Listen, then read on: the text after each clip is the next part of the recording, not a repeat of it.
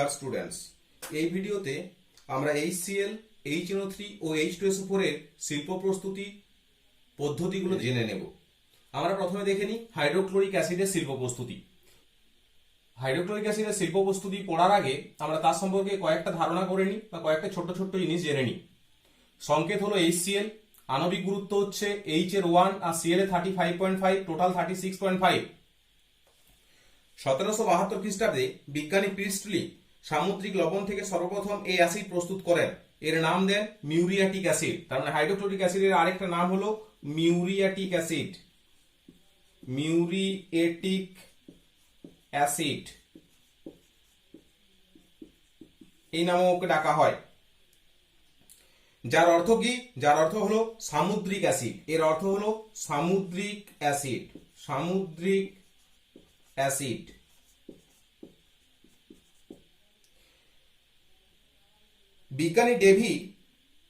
বিজ্ঞানী ডেভি প্রমাণ করেন যে এই অ্যাসিডে হাইড্রোজেন এবং ক্লোরিন আছে এবং এটা একটা হাইড্রোজেন এবং ক্লোরিনের যৌগ। রাসায়নিক যৌগ হিসাবে নামকরণ করেন হাইড্রোজেন ক্লোরাইড। তার মানে বিজ্ঞানী প্রিস্টলি সর্বপ্রথম এই অ্যাসিডটা প্রস্তুত করেছিলেন সামুদ্রিক লবণ থেকে, আর বিজ্ঞানী ডেভি এর নামকরণ করেছিলেন হাইড্রোজেন ক্লোরাইড, কারণ তিনি দেখেছিলেন এই যৌগটার মধ্যে হাইড্রোজেন এবং ক্লোরিন আছে। এমনিতে হাইড্রোজেন ক্লোরাইড একটি গ্যাসীয় পদার্থ। সাধারণ অবস্থায় হাইড্রোজেন ক্লোরাইড গ্যাসীয় পদার্থ, কিন্তু জলীয় দ্রবণে অ্যাসিড উৎপন্ন হয় বলে HCl গ্যাসের জলীয় দ্রবণকে হাইড্রোক্লোরিক অ্যাসিড বলে। এই হাইড্রোক্লোরিক অ্যাসিড প্রস্তুত করতে গেলে আমাদেরকে প্রয়োজনীয় কাঁচামাল নিতে হবে NaCl এবং গাঢ় H2SO4। আমরা এখানে একটা ছবি এঁকেছি যেখানে হাইড্রোক্লোরিক অ্যাসিড কিভাবে শিল্প প্রস্তুতি করা হয় তার ডায়াগ্রামটা এখানে দেখিয়েছি। দেখো, প্রথম ধাপে HCl এবং গাঢ় H2SO4 যে কাঁচামালটা নিয়েছি সেটাকে এখানে একটা লোহার পাত্রের মধ্যে নেওয়া হয়। প্রথমে একটি লোহার পাত্রে সাধারণ লবণ মানে NaCl এবং গাঢ় H2SO4 কে নেওয়া হয় এবং প্রচন্ড উত্তপ্ত করা হয়। একে উত্তপ্ত করলে কি হবে আমরা একে একে বিক্রিয়াগুলো লিখে দেব। তাহলে প্রথমে NaCl এবং গাঢ় H2SO4 কে একটা লোহার পাত্রে নিয়ে যখন আমরা তাকে তাপ দিচ্ছি তখন তৈরি হচ্ছে NaCl প্লাস গাঢ় H2SO4। গাঢ় H2SO4 এটা দিলে তৈরি হবে NaHSO4 প্লাস HCl, এটা তৈরি হবে। NaHSO4 এটার সাথে HCl গ্যাস তৈরি হবে যেটা এখানে বেরিয়ে চলে আসবে, কিন্তু NaHSO4 এবং NaCl এর বাকি অংশটা এখনো এখানে পড়ে থাকবে। তাই পরবর্তী ধাপে এখানে পড়ে থাকা NaCl এবং NaHSO4, এখানে যেটা পড়ে থাকবে NaCl প্লাস NaHSO4 যেটা পড়ে থাকবে, এই দুটোর মিশ্রণকে বলা হয় প্যাস্টিমাস। এই প্যাস্টিমাস যেটা, সেই প্যাস্টিমাসকে আরো তীব্রভাবে উত্তপ্ত করা হবে। এর ফলে এটা বিয়োজিত হয়ে তৈরি হবে HCl এবং Na2SO4। তার মানে NaCl যখন প্রথম ধাপে উৎপন্ন হওয়া NaHSO4 এর সঙ্গে বিক্রিয়া করবে তখন তৈরি করবে Na2SO4 প্লাস HCl। তার মানে এখান থেকে সম্পূর্ণভাবে NaCl এবং গাঢ় H2SO4 এর বিক্রিয়াটা টোটাল কমপ্লিট হয়ে গেল। Na2SO4 তৈরি হলো এবং HCl তৈরি হলো, দুটো ধাপে সম্পন্ন হলো। এরপরে উৎপন্ন HCl গ্যাসকে আমরা নিয়ে চলে যাব একটা কোকযুক্ত কোয়ার্টজপূর্ণ পাথরপূর্ণ স্তম্ভের মধ্য দিয়ে। আমরা HCl গ্যাসকে নিয়ে যাব এখানে। এখানে কোকযুক্ত কোয়ার্টজ পাথরপূর্ণ একটা স্তম্ভ আছে। এই স্তম্ভের উপরে শীতল জল দেওয়া হচ্ছে। আমরা HCl গ্যাসটাকে নিচের দিক থেকে ওই স্তম্ভের মধ্যে পাঠাবো। নিচের দিক থেকে যখন HCl গ্যাসটা স্তম্ভের মধ্যে যাবে তখন উপর থেকে যে শীতল জলটা দেওয়া হচ্ছে সেই ঠান্ডা জলের ধারা কি করবে, ওই HCl গ্যাসকে ঠান্ডা জলে দ্রবীভূত করে নিচে জমা করে দেবে এবং তার ফলে দ্রবীভূত হয়ে এখানে হাইড্রোক্লোরিক অ্যাসিড জমা পড়ে যাবে এবং হাইড্রোক্লোরিক অ্যাসিডটা আমরা এখান দিয়ে বের করে নিতে পারবো। এটা হলো হাইড্রোক্লোরিক অ্যাসিডের শিল্প প্রস্তুতি। এখন আমরা দেখবো অসওয়াল পদ্ধতিতে নাইট্রিক অ্যাসিড প্রস্তুতি। নাইট্রিক অ্যাসিডের সংকেত হলো HNO3, আণবিক গুরুত্ব হলো 63। এই নাইট্রিক অ্যাসিডকে আরেকটা নামে ডাকা হয়, সেটা হচ্ছে অ্যাকোয়া ফর্টিস বা শক্তিশালী জল, এই নামে ওকে ডাকা হয়। এটা তৈরি করার জন্য যে স্কিমটা, সেই স্কিমটা আমি এখানে ছবি এঁকে বুঝিয়ে দিয়েছি। প্রয়োজনীয় কাঁচামাল হিসেবে লাগবে হেবার পদ্ধতিতে প্রাপ্ত অ্যামোনিয়া গ্যাস লাগবে, যেটা আমরা হেবার পদ্ধতিতে পেয়েছি। সেই অ্যামোনিয়া গ্যাসটাকে কাজে লাগাবো এখানে। আমরা হেবার পদ্ধতি আগে পড়ে নিয়েছি। হেবার পদ্ধতিতে প্রাপ্ত অ্যামোনিয়া লাগবে আর লাগবে শুষ্ক অক্সিজেন। কি করে পাবো? বায়ুকে ক্ষার দ্রবণে চালনা করে কার্বন ডাই অক্সাইড মুক্ত করার পর কাপড়ের ফিল্টারের মধ্য দিয়ে ধূলিকণা মুক্ত করার পরে যে বায়ুটা পড়ে থাকবে সেই বায়ুটার মধ্যে অক্সিজেনের বেশিরভাগ থাকবে এবং সেটা শুকনো অবস্থা থাকবে। সেই শুষ্ক অক্সিজেনটা আমরা এখানে প্রয়োজনীয় কাঁচামাল হিসাবে ব্যবহার করব। আমরা ধাপে ধাপে দেখে নেব কিভাবে নাইট্রিক অ্যাসিড শিল্পে প্রস্তুত করা হয়। প্রথমে আমরা হেবার পদ্ধতিতে প্রাপ্ত অ্যামোনিয়া গ্যাসকে নেব আর বায়ুকে ক্ষার দ্রবণে ধৌত করার পর তাপ বিনিময় প্রকোষ্ঠে পাঠিয়ে 30 ডিগ্রি সেন্টিগ্রেড তাপমাত্রায় উত্তপ্ত করা হয় এবং তারপর কাপড়ের ফিল্টারযুক্ত প্রকোষ্ঠের মধ্য দিয়ে চালনা করে ধূলিকণা মুক্ত করা হয়।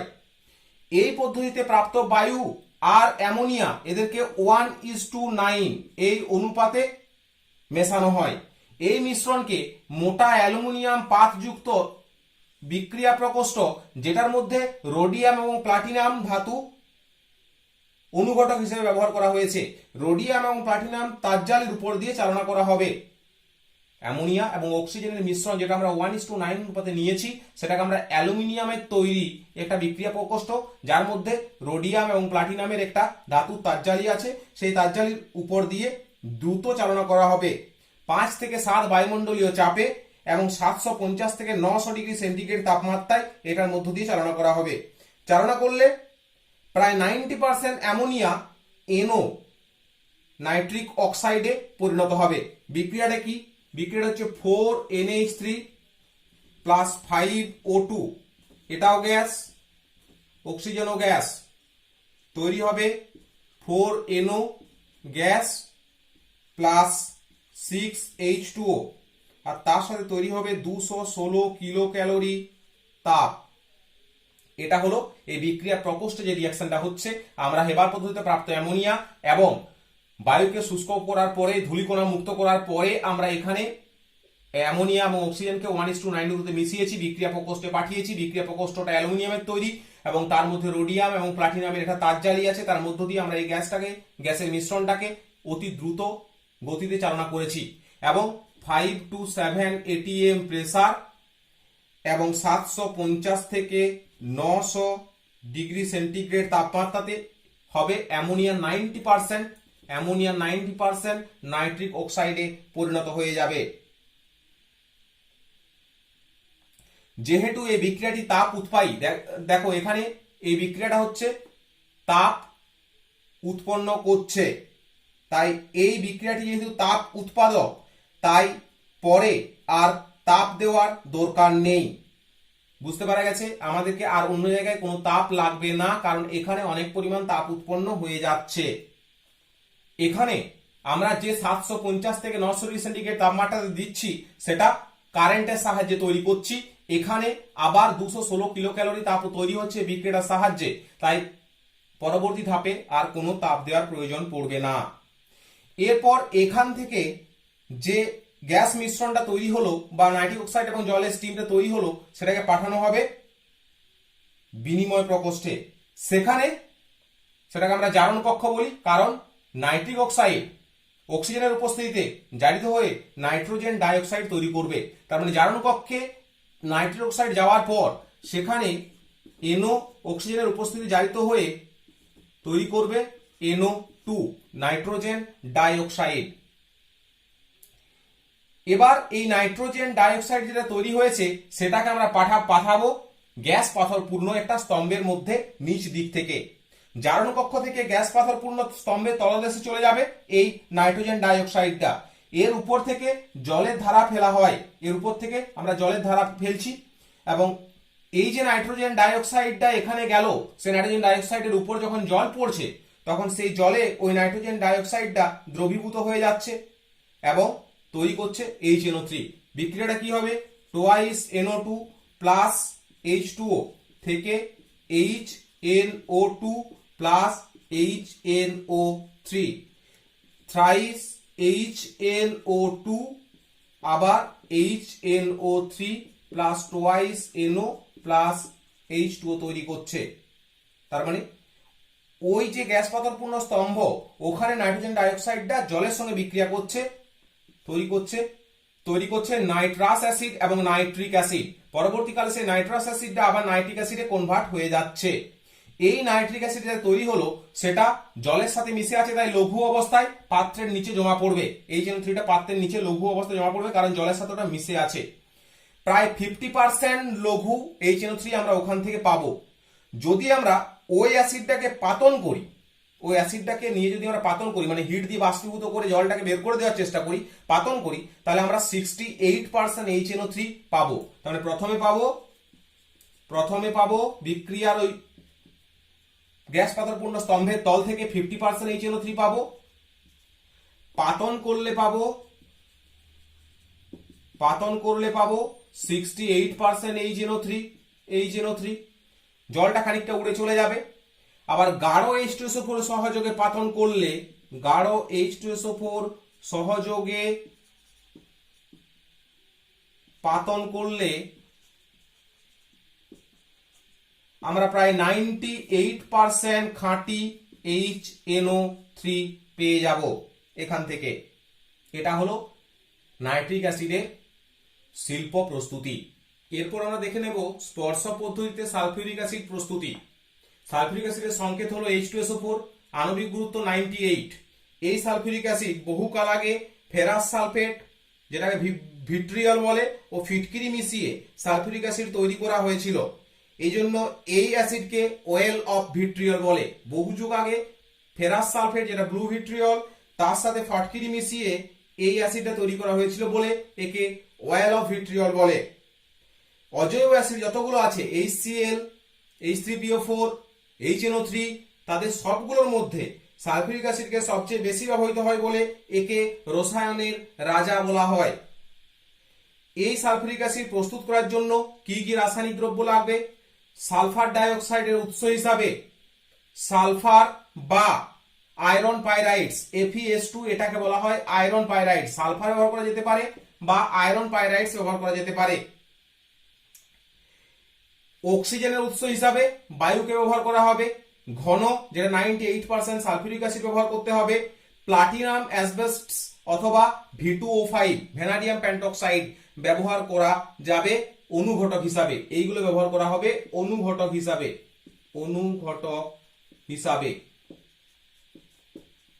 এটা ব্যবহার করা যাবে। এবার আমরা পদ্ধতিটা জেনে নিই। প্রথম ধাপে সালফারকে বা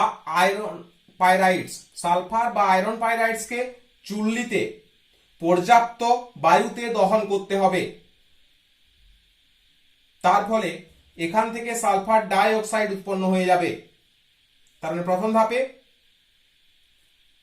FeS2 বা FeS2 কে অক্সিজেনের উপস্থিতিতে দহন করা হবে, তৈরি হবে SO2। যদি S কে অক্সিজেনের উপস্থিতি করি তাহলে এই বিক্রিয়া রিঅ্যাকশন হবে এটা। FeS2 কে যদি অক্সিজেনের উপস্থিতি দহন করি তাহলে 4FeS2 প্লাস 11 অক্সিজেন থেকে তৈরি হবে টুয়াইস Fe2O3 প্লাস 8SO2। এটা হবে এই FeS2, এটা সলিড অক্সিজেন গ্যাস। এখান থেকে যে সালফার ডাই অক্সাইডটা বেরিয়ে আসবে, সেই সালফার ডাই অক্সাইডটা এই নলের মধ্য দিয়ে চলে যাবে ধূলিরোধক প্রকোষ্ঠে। ধূলিরোধক প্রকোষ্ঠে চালনা করা স্টিম দ্বারা ধৌত করলে ধূলিকণা মুক্ত হবে। এখান থেকে SO2-র মধ্যে থাকা যে ধূলিকণাগুলো আছে সেগুলো মুক্ত হবে। ধূলিকণা এলো কোথা থেকে? সালফার বা আয়রন পাইরাইডস এর মধ্যে ধূলিকণা থাকতে পারে, আবার থাকতে পারে অক্সিজেন গ্যাস যেটা পাঠিয়েছি বায়ুমণ্ডলের মধ্যে থেকে, সেই অক্সিজেন গ্যাসটাতেও ধূলিকণা থাকতে পারে। সেই ধূলিকণাগুলোকে ধূলিরোধক প্রকোষ্ঠে আলাদা করে নিতে হবে বা পরিষ্কার করে নিতে হবে। এখানে স্টিম চালিয়ে আমরা ধৌত করে ধূলিরোধক প্রকোষ্ঠে ধূলিকণা মুক্ত করে দেব। এরপর দ্বিতীয় প্রকোষ্ঠে স্টিম দিয়ে জলধারায় ধৌত করা হয়। দ্বিতীয় প্রকোষ্ঠে এখান থেকে যখন এটা এখানে চলে যাবে, স্টিম দিয়ে ওকে ধৌত করা হবে। তারপরের প্রকোষ্ঠে দেখো এখানে গাঢ় H2SO4 দেওয়া হয়েছে। তৃতীয় প্রকোষ্ঠে ঘন H2SO4 দ্বারা শুষ্ক করা হয়। এরপর ওটা চলে যাবে চতুর্থ প্রকোষ্ঠে। তার মানে এখনো SO2 আছে, SO2-টাকে আমরা বারবার পরিষ্কার করে নিচ্ছি। চলে গেল ফেরিক হাইড্রোক্সাইডের প্রকোষ্ঠে। ফেরিক হাইড্রোক্সাইড প্রকোষ্ঠ হচ্ছে চতুর্থ প্রকোষ্ঠ। চতুর্থ প্রকোষ্ঠে ফেরিক হাইড্রোক্সাইডের ওই চেম্বারে যদি আমরা এই গ্যাসটা পাঠিয়ে দিই তাহলে সেখানে ওই গ্যাসটা থেকে AS2O3 মুক্ত হবে বা শোষিত হবে। সেটা আসছে কোথার থেকে? সালফারের মধ্যে বা আয়রন পাইরাইডস এর মধ্যে ওই AS2O3 কিছু পরিমাণ থেকে যেতে পারে, সেইগুলোকে ফেরিক হাইড্রোক্সাইডের চেম্বার ওদেরকে মুক্ত করে দেবে। এরপর ওটা চলে যাবে বিক্রিয়া প্রকোষ্ঠে। SO2 এখনো SO2 গ্যাস হিসাবে আছে, SO2 এবার চলে যাবে বিক্রিয়া প্রকোষ্ঠে। বিক্রিয়া প্রকোষ্ঠে কি থাকে? বিক্রিয়া প্রকোষ্ঠে অনুঘটক হিসাবে অ্যাসবেস্টসের উপর বা সিলিকা জেলের উপর জমানো থাকে সূক্ষ্ম প্লাটিনাম চূর্ণ। এখানে অ্যাসবেস্টাস বা সিলিকার উপর, সিলিকা জেলের উপর সূক্ষ্ম প্লাটিনাম চূর্ণ এখানে রাখা থাকে, বা ভ্যানাডিয়াম পেন্টক্সাইড ব্যবহার করা যেতে পারে। ওই বিক্রিয়া প্রকোষ্ঠ যেটা, এই যে বিক্রিয়া প্রকোষ্ঠ, ওই বিক্রিয়া প্রকোষ্ঠে SO2 গ্যাসের জারণ হবে। SO2 গ্যাস বিক্রিয়া প্রকোষ্ঠে প্রবেশ করার পর সেখানে দুটি পর্যায়ে গ্যাসকে অনুঘটকের উপর, অ্যাসবেস্টাস বা সিলিকা জেলের উপর প্লাটিনাম চূর্ণ বা ভ্যানাডিয়াম পেন্টক্সাইডের যে অনুঘটক ব্যবহার করা হয়েছে, সেই অনুঘটকের দ্বারা 1.5 বায়ুমণ্ডলীয় চাপে 450 ডিগ্রি সেন্টিগ্রেড তাপমাত্রায় ওটা জারিত হবে। প্রায় 98% SO2 জারিত হয়ে যাবে। ওখানে SO2টা জারিত হয়ে পরিণত হবে SO3 তে। SO2 জারিত হবে অক্সিজেনের উপস্থিতিতে, তৈরি হবে SO3, আর 45 কিলো ক্যালোরি পার মোল তাপও উৎপন্ন হবে। তার মানে এটা হবে বিক্রিয়া প্রকোষ্ঠে। বিক্রিয়া প্রকোষ্ঠে, বিক্রিয়া প্রকোষ্ঠে এটা হবে। এরপর ওই SO3 যেটা তৈরি হলো SO2 জারিত হওয়ার পর, সেই SO3 চলে যাবে শোষক স্তম্ভে। ওই শোষক স্তম্ভে যাওয়ার পর সেখানে SO3 গাঢ় H2SO4 দ্বারা শোষিত হয়ে ওলিয়াম তৈরি করে নিচে জমা হয়ে যাবে। তাহলে SO3 এর শোষণ বিক্রিয়া প্রকোষ্ঠ থেকে গ্যাস শোষক স্তম্ভে চলে যাবে। সেই শোষক স্তম্ভে SO3 ঘন H2SO4 এ শোষিত হয়ে ওলিয়াম বা ধূমায়মান সালফিউরিক অ্যাসিড তৈরি হয়ে নিচে জমা পড়ে যাবে। বিক্রিয়াটা কি হবে? SO3 যেটা তৈরি হয়েছে বিক্রিয়া প্রকোষ্ঠে, তার সঙ্গে শোষক স্তম্ভে উপর থেকে দেওয়া গাঢ় H2SO4 যেটা দিচ্ছি, তার সঙ্গে বিক্রিয়া করবে, গাঢ় H2SO4 এর সাথে বিক্রিয়া করবে, তৈরি হবে H2S2O7।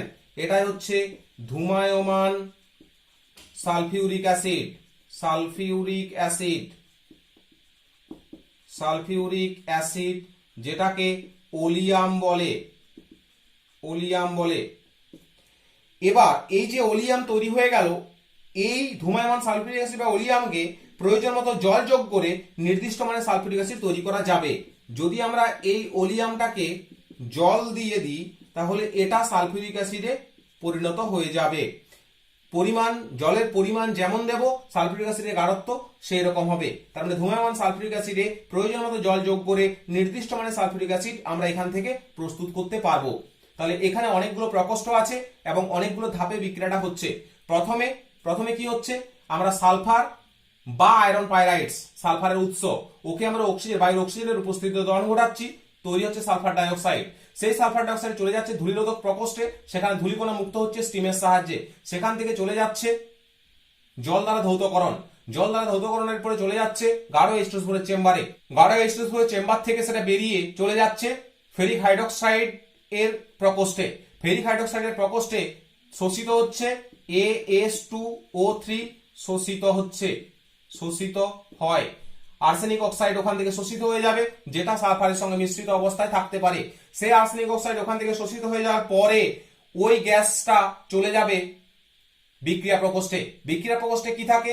বিক্রিয়া প্রকোষ্ঠে থাকে অ্যাসবেস্টস বা সিলিকা জেলের উপর প্লাটিনাম চূর্ণ বা ভ্যানাডিয়াম পেন্টক্সাইড, এগুলো অনুঘটক হিসেবে থাকে। ওরা কি করে? ওরা বিক্রিয়ার বেগটা বাড়াতে সাহায্য করে এবং এগুলো এই অনুঘটকের পৃষ্ঠতল এমনভাবে রাখা হয় যাতে গ্যাসীয় বিক্রিয়াগুলি অনুঘটকের সঙ্গে পৃষ্ঠতলে আবদ্ধ হয়, ফলে বিক্রিয় পদার্থগুলি কাছাকাছি আসে এবং ঘনত্ব বাড়ে, ফলে বিক্রিয়াটি ত্বরান্বিত হয়। পৃষ্ঠতলের ক্ষেত্রফল বৃদ্ধি পেলে বিক্রিয়ার হার অনেক বেশি হয়।